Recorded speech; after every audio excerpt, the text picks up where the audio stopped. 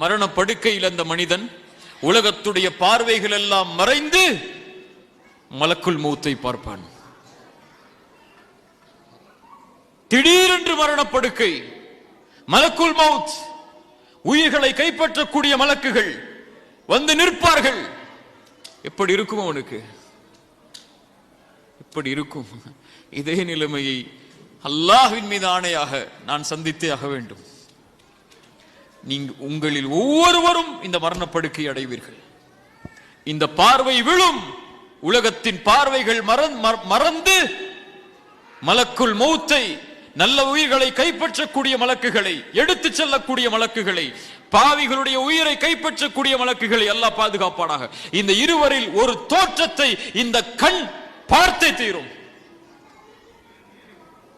பயப்படுவான், கவலை கொள்வான்.